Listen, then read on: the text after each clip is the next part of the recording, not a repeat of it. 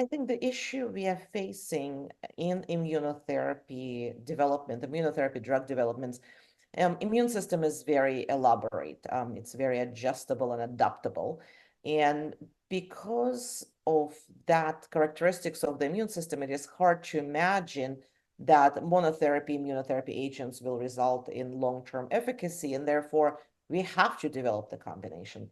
The problem is also that we now have so many different immunotherapy agents available, even though we started with PD-1, PD-L1, but we now have developed drugs against TIGIT, LAG-3, we have cell therapy, we have vaccines, we have bispecific antibodies, and leads us to have a pretty much limitless combination options. And how do we decide which treatment combinations would be best for each patient, and also not forgetting that patient is a resource.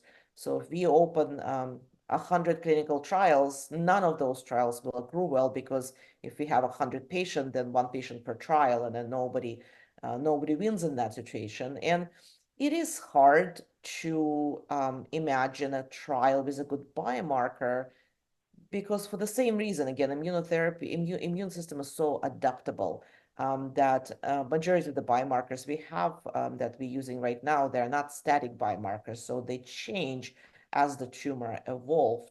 And we have not been doing a good job in investing to the biomarker development strategy early in the beginning of drug development. And I think there are several things we could be doing. We can invest more in the translational studies, which are not just asking what's the response rate, what's progression-free survival, but trying to understand and predict response to immunotherapy. And there is a very interesting study that was presented last year from France called Pioneer study, that it did exactly that. They did a lot of biomarker correlates, trying to understand which of the patients responds to treatments or not. I think in the future, machine learning and AI might help us decide what's the right biomarker.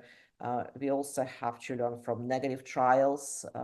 Even though the study might be negative and did not reach the endpoint, there are things to learn, and we can invest into discovering the biomarkers on that study and see maybe there's a subset of patients from the otherwise negative study that can benefit.